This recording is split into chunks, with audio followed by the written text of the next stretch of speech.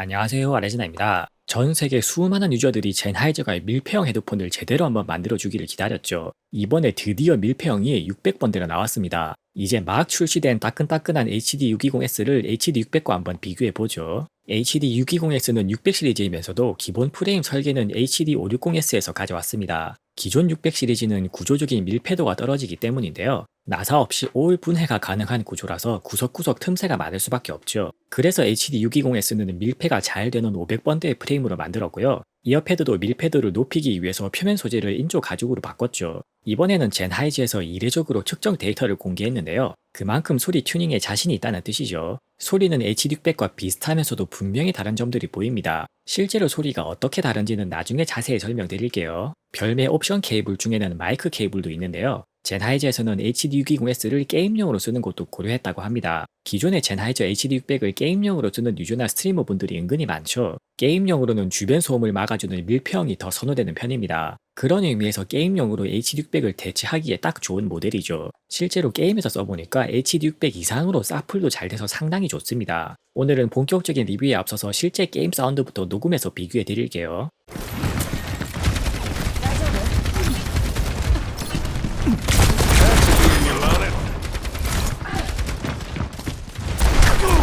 Where there's smoke, there's fire.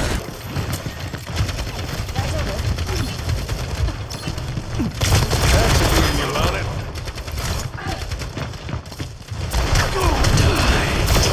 Where there's smoke, there's fire.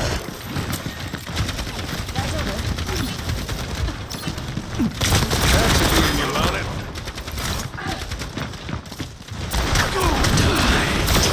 Where there's smoke, there's fire. 일단은 신제품이니까 디자인부터 살펴보겠습니다. 디자인은 HD560S하고 거의 쌍둥이네요. 하우징이 밀폐형으로 바뀌고 패드 소재가 인조 가죽으로 바뀐 차이가 있습니다. 하우징 규격이 같아서 이어패드도 H560S와 호환이 되는데요. HD620S에 벨벳 이어패드를 끼우면 저음이 다 빠져버립니다. 그래서 이어패드는 교체를 하더라도 꼭 HD620S 전용 패드를 쓰세요. HD600과 비교하면 이어컵 크기 자체는 거의 비슷하고요. 헤드밴드가 전체적으로 좀 더 넓습니다. 패드가 커진 만큼 무게 분산이 더 잘 돼서 착용감에 도움을 주네요. 헤드폰 무게는 밀폐형이 되면서 300g 초반대로 좀 더 무거워졌습니다. 오픈형보다는 무거워졌긴 해도 이 정도면 오버이어 밀폐형 치고는 크게 무겁지는 않죠. 마침 동일한 프레임의 두 헤드폰이 있으니까 밀폐형이 왜 더 무거울 수밖에 없는지 보여드릴게요. 일단 이어패드 무게가 2배나 더 무겁습니다. 패드를 머리에 밀착시키기 위해서 폼도 두꺼워지고 표면 소재도 달라졌죠. 그리고 하우징 내부도 밀폐도를 높이기 위해서 여러 부품이 더 들어갑니다. 일단 하우징 내부에 흡음재가 추가로 들어가고요. 모든 접합부에는 기밀이 새지 않도록 실러를 발랐습니다. 또 자세히 보면 이어패드 프레임이 맞물리는 부분에도 부드러운 쿠션이 추가되었죠. 이렇게 기밀을 셀 수 있는 부분들을 전부 막기 위해서 부품이 더 들어가는 만큼 무거워질 수밖에 없습니다. 케이블은 2.5mm 사극 단자를 쓰는 전용 규격이고요. 기본 케이블은 3m 길이에 6.3mm 3극 단자를 씁니다. 기본 단자를 보면 이 헤드폰이 젠하이저 내에서는 하이급이라는 점을 확실히 알 수 있죠. HD620S는 기존 500번대 최신 모델용 옵션 케이블들도 쓸 수 있습니다. 마이크 케이블을 연결하면 게임용이나 화상회의용으로도 쓸 수 있죠. 또 이번에 4.4mm 밸런스드 케이블도 추가 옵션으로 나왔네요. 500번대 순정 케이블들은 가격도 저렴해서 공홈에서 크게 부담 없이 살 수 있습니다. 이제 사운드에 대해 살펴보죠. 드라이버는 젠하이저 600번대의 상징인 42mm 드라이버 규격을 쓰는데요. 오픈형 헤드폰용 드라이버를 그대로 밀폐형에 넣으면 소리가 다 틀어질 수밖에 없죠. 그래서 밀폐형인 HD620S를 위해서 드라이버도 새로 만들었다고 합니다. 밀폐형은 오픈형보다 기본적으로 저음이 덜 새어나가는 장점이 있죠. 그래서 같은 42mm 드라이버 규격의 오픈형 모델들보다 초저음이 확실히 더 잘 나옵니다. 대신에 100Hz 부근에서 저음이 좀 튀는 부분이 생기는데요. 이 부분은 밀폐형 헤드폰의 구조적인 특징이라서 다른 제품들에서도 비슷하게 나타납니다. 참고로 측정 데이터는 밀폐가 가장 잘 된 상태가 기준이고요. 실제로는 두상이나 안경 같은 변수들에 의해서 밀폐도가 낮아지면서 저음이 약간 빠집니다. 그래서 실제로 체감되는 저음 양감은 H600과 비교해도 별로 과하지는 않네요. 물론 착용을 신경 써서 잘 밀폐시키면 저음이 측정된 만큼 강하게 잘 나옵니다. 이런 점을 의식해서 HD620S는 압박감이 꽤 느껴질 만큼 헤드밴드 장력을 높였는데요. 그럼에도 불구하고 헤드밴드 구조 자체가 아래턱을 감싸 올려주는 느낌이 좀 부족합니다. 그래서 헤드폰을 착용하고 나서 아래쪽을 위로 올리듯이 잘 눌러줄 필요가 있네요. 실제 유저분들은 이 착용법을 꼭 기억하세요.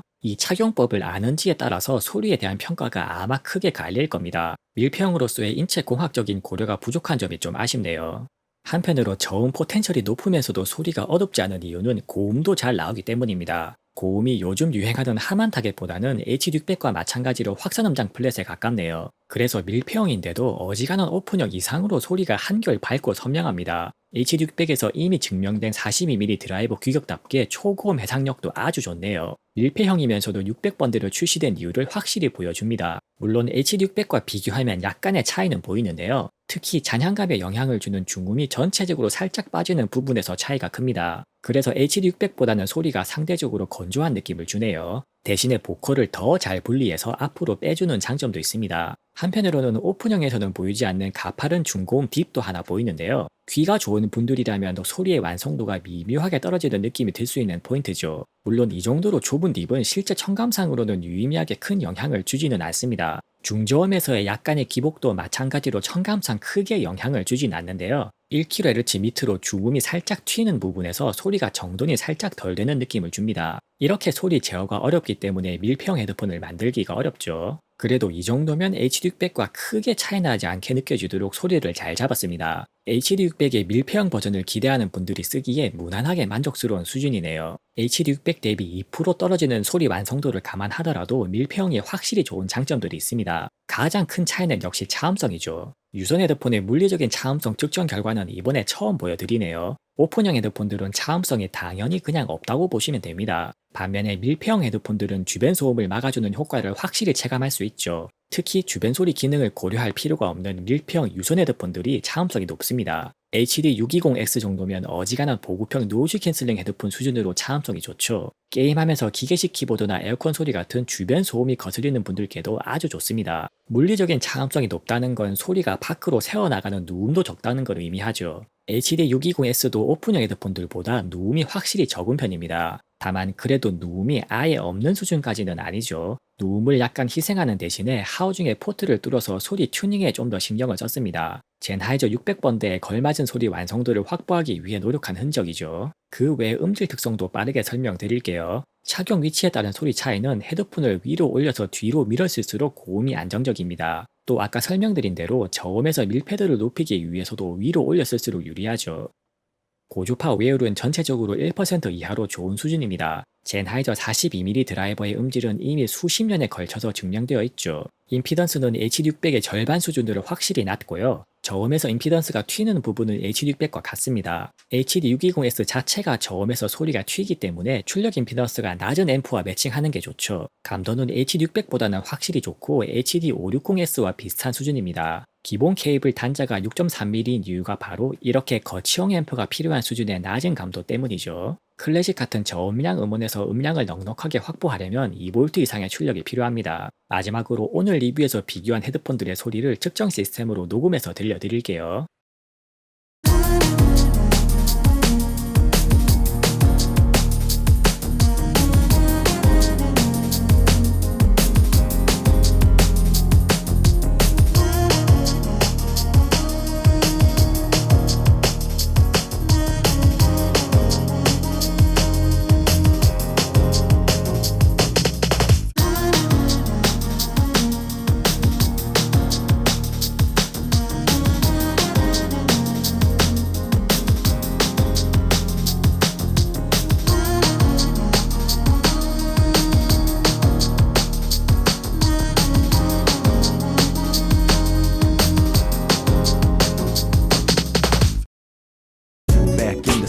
I light it up, then I write it up, relax, release my mind.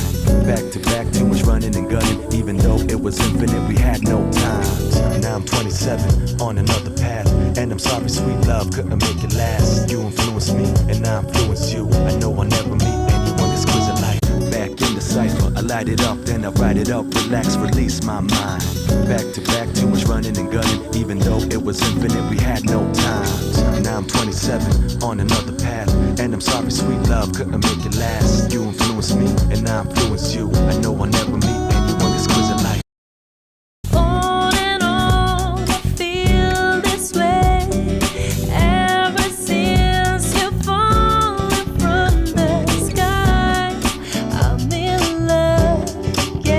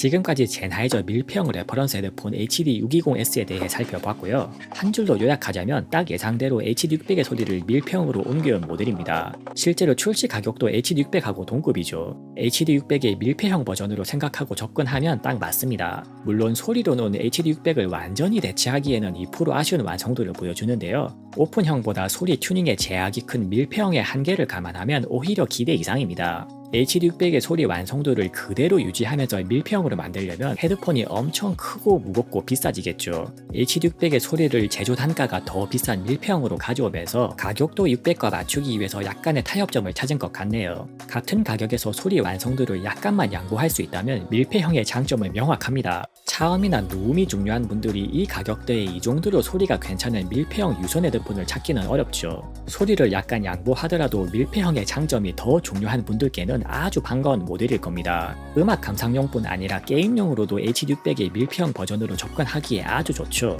젠하이저 밀폐형 헤드폰으로서는 보기 드문 레퍼런스급 모델이라는 점에서 메리트가 큽니다. 주변 소음에 방해받거나 주변 사람들의 신경 쓰이지 않게 HD600의 소리를 즐기고 싶은 분들께 가장 추천드릴게요. 이상 아레지나였습니다. 영상이 유익하셨다면 구독과 좋아요로 많은 응원 부탁드립니다. 감사합니다.